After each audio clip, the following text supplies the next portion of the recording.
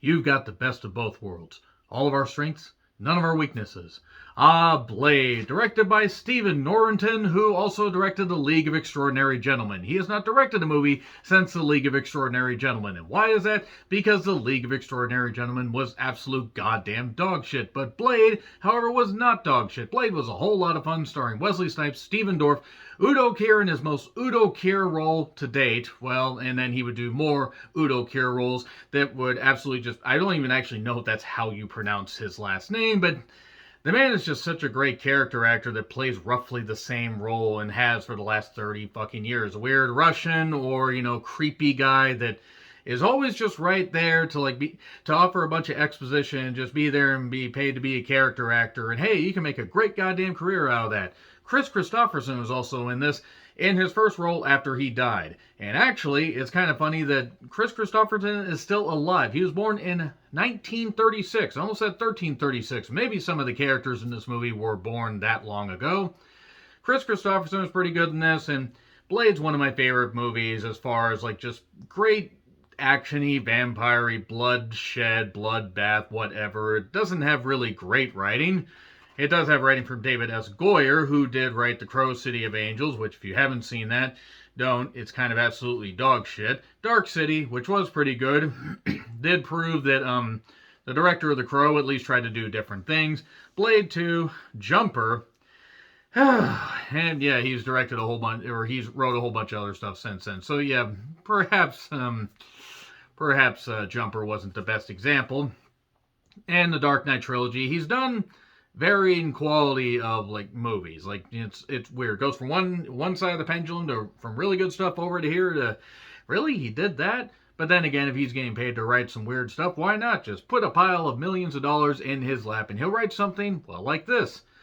And Blade, again, is not anything high class. It is not anything that is going to reinvent the wheel. It is also a movie that I think gets lost in the annals, as it were, of comic book movie history, because this was a lot of goddamn fun. It was just really, really fucking energetic and ridiculous. And Wesley Snipes, as most Wesley Snipes before, he decided to evade the tax man. Da, da, da, da, da, da, da. He evaded the tax man. Okay, enough of that. No, I'm not referring to Mike Rotunda, who did become IRS. This basically just has to do with a man named Blade, who's the Daywalker. He's half human, half vampire. All of our strengths, none of our weaknesses, as Stephen Dorff's character Deacon Frost says. And in 1967, we see a woman that is being taken into the hospital. She's pregnant. She also has bite on her neck, and they have to do an emergency C-section. And that is all the exposition we get for a while. We just slam right into current day. And, of course, one of my favorite songs by New Order, the Pump... what was it? The Pump Panel remix, Deconstruction remix, or something like that. It's really, really like a wordy thing. But it's a 10.5 minute long techno, just great. I don't even want to say masterpiece, because that just sounds like it's one of my favorite songs ever, but it's just something that I really, really do like. It's the main reason I bought the soundtrack. And it's just 10 minutes of really infectious techno beats it gets in your goddamn head, and it's a freaking rave where blood's pouring down from these sprinklers, and suddenly Blade shows up to just kill a whole bunch of vampires. And he's decked out in all black. He's got a gun that shoots silver. He's got stakes that, he uses to trap a guy named Quinn. He even chops off his arm at one point. That becomes a running gag throughout the entire movie. And he just proceeds to wreck the place up. And at one point, they're in this weird shower area. He throws this this knife shuriken-like thing. It just chops everybody, and then he catches it and does that, and then everybody melts, Buffy the Vampire Slayer style. And from there, we find out that Blade has Whistler, played by Chris Christopherson, who helps him. They've been tracking vampires for a while, and they're trying to figure out what's going on, why exactly, there's this rumbling, and more vampires are out attacking and everything, and what is this thing going on? And it turns out Deacon Frost is behind this whole goddamn thing. He wants to lead the vampire regime in a new direction and awaken this blood god in a La Magra, resurrect the blood god and kill the world. Well, I tried to do that song, but I just fucking couldn't, because I can't sing at all, as you've probably gathered, even if you're new to this channel. And we do get Udo Kier's character, Dragonetti, which God damn. The names of some of these characters, I mean, I know it was based on comic books or graphic novels, as it were, but some of the names are absolutely ridiculous. And we also have a character named Karen, played by Unboshe Knight. I hope I pronounced that right. If I didn't, I do apologize. Not La Bouche, not La Da Da Dee Da Da Da Da. But does she want to be Blade's lover? Yeah, okay. Maybe I could stop doing this, except I won't, because why not make these reviews fun? Blade rescues Karen after this vampire Quinn was set on fire at the end of that club scene. He bites this one doctor that apparently Karen used to date, and also bites Karen, and they try to save her. Blade saves her, takes her there, and to his lair, or his headquarters, as it were. Whistler tries to save her, but it turns out they didn't get to her quite in time. But she's a hematologist, so she's going to find a way to possibly help Blade out. And as things go on, he has to learn to trust her. She has to learn to, watch out for vampires. And we get more actiony scenes. We get some pretty good dialogue exchanges, even if the dialogue's really not all that great. It does turn out vampires are sensitive to UV lights. Silver, garlic affects them. And they own the police. Oh no, they own the Popo. Popo! Kami, I need you to tell me that I can leave the lookout whenever I want. Mr. Popo, you can leave the... Bitch, don't tell me what to do! So there's a library of a whole bunch of dead language scroll things that Frost is using to translate to figure out this ritual to awaken this blood god, and the elders do not like this. Karen has to keep her head on a swivel. This police officer tries to show up. Shows up to try to take her, and Blade captures him. He's like, use me as bait, get over it. It's just a lot of ridiculous. This is really when Wesley Snipes was near the peak of his powers. This might be actually Wesley Snipes' best action role, as far as just him being really cool and being a fucking badass. The world you live in is just a sugar-coated topping. There's another world beneath it, the real world. And if you want to survive it, you need to learn when to pull the trigger. And we get speedy action stuff because they had to speed this shit up. They had to do quicker than a ray of light. They had to do that. And we go to an Asian club where there's girls doing singing stuff, dressed up like anime schoolgirls for whatever reason, and a bunch of Japanese businessmen. And then Blade captures that cop, who's a familiar, and he ends up telling him where the lair is. He says, you tell him it's open season on suckheads. Again, not terrific dialogue, but it is what it is. He gets, he basically gets to this area while Frost is telling Quinn and others, I want Blade alive. We need Blade's blood to perform this ritual. And we need to awaken the blood god.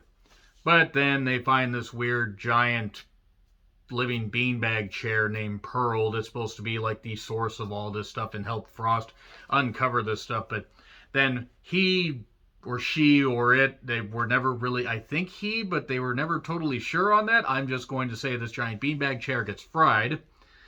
And there's another fight among all these dead scrolls that are written in blood. They start to capture, or they kind of capture Blade, but then he's like, I'm expecting company, so let's move, people, go. And it's Whistler. He breaks through. Somehow, he managed to get through all the security and just blow all the shit up. And he says, I catch you fuckers at a bad time because Chris Christopherson was having fun. And Quinn got his arm chopped off before it regenerated, and then he got his other arm chopped off while they were racing among the subway train. And other people are racing among the subway train, and just, it's kind of goofy. I will say that one negative about this movie, and sure it happens with a lot of movies from the 90s, 80s, and otherwise, the special effects at times still hold up. Times are really good. And then some of the special effects, they were ripe even for 1998. It felt like it had a bit of a rush production, even though it was a lot of fun. So, Blade was rescued by Whistler at age 13. He was feasting on the homeless. He found out that he was born like this. He was born half human, half vampire. And that Whistler's family itself was killed by vampires. Oh no, it's terrible. And what ends up eventually happening is he he says to Karen, well, we tried to save you, and we may not be able to save you. Oh no, she's gonna die. Then they kind of just forget about that, seemingly. Frost and Blade face off against each other in the afternoon. This is right after Frost and Co. take Udo Kier's character Dragon Eddie to the beach. They got sunblock on because that's all you need to do to survive the sunlight. And he burns up, just burns up. Well, everybody's fine. And then he meets face-to-face with Blade. Frost does. You got the best of both worlds. All of our strengths, none of our weaknesses. And meanwhile, Karen's doing some experimentation, trying to figure out a way to cure herself. Also a way to cure Blade, because Blade needs a serum to prevent the thirst. Because he has the strength and he has all that, but he still has the thirst. And if he has the thirst, he's going to start feasting unless this serum starts working. He's having to take a higher dosage, a little more often. And then, well, the headquarters gets breached. Karen gets captured. Whistler gets beat to shit, and basically says, they need your blood to complete the ritual. Don't do this. Give me your gun and walk away, because I need to shoot myself, because otherwise I'm going to turn. Or I'm not going to turn. If I remember right, doesn't Whistler come back in the second movie, and it's never really explained? If it is explained, I apologize. It has been years since I've seen that movie, but it was weird. There was also a VHS tape. Yes, that's how prehistoric this is, and Frost says you can find us at the edge of town. So Blade's kind of torn up a little bit. Torn up just long enough for a little bit of a montage, and then we go to, well, where Karen had told him that had told Frost there was a cure. And the cure, well, it's like, so sometimes the cure is worse than a disease. No, you're just like a virus, like a sexually transmitted disease. That's what vampires are. And Frost tells her, well, the blood god knows all. The blood god will take care of it. Oh, blood god, why don't you just marry the blood god? Why don't you? And Blade, at one point, he bursts in and starts attacking people. A little bit earlier in the movie, Karen had told him about the cure. And hey, this is what you could do. You could add this to vampire blood and it explodes. So a few people get big trouble in Little China. And if you get that, that's something I should also retro-review at some point. That was a lot of fun. And some people blow up in really comical ways. This is where the special effects really start to, like, ooh. We tried to do body horror, and it looked a little bit weird. Blade's mother is here. Turns out that it was Deacon Frost that attacked her. And so pretty much he's responsible for creating Blade. And they end up capturing him, and they're going to put him in this weird little chamber and put these elders on these hieroglyphics, and they're going to awaken the blood god. More on that in a minute. Basically, he's talking to Karen just before they take him into this, and she says, if you take this cure, you will be human. You will lose all your abilities and stuff like that. So, Temple of the Eternal Night. Who built this? Who built that? Because that seemed like a lot of fucking architecture they seemingly just forgot about. Say what you will, Blade says, as he's captured. But I promise you'll be dead by dawn. Dead by dawn!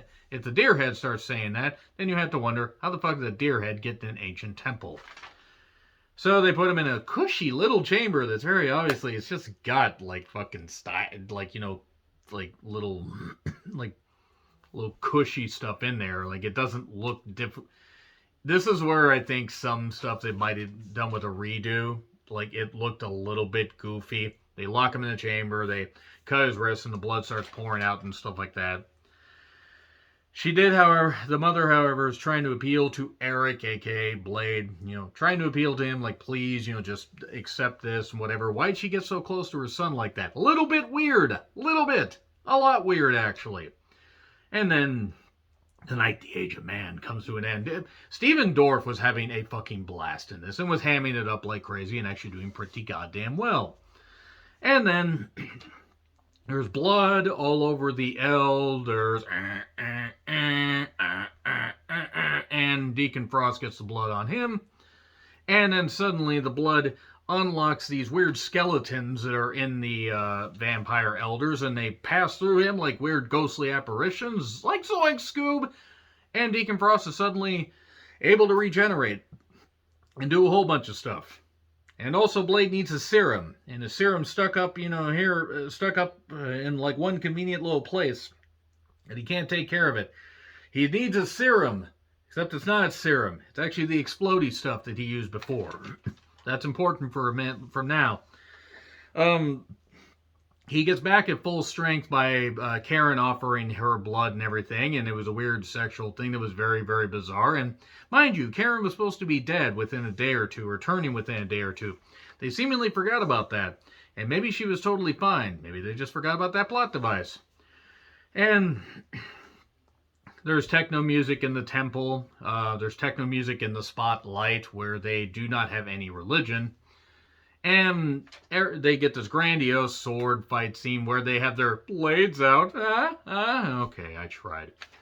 And there's the one point where Blade chops Stephen Dorff's character in half, and he reforms with the blood reforms, and its arm reforms, and it looks really, really bad. Like, it looks bad even for 98. I was like, ooh, that is ripe.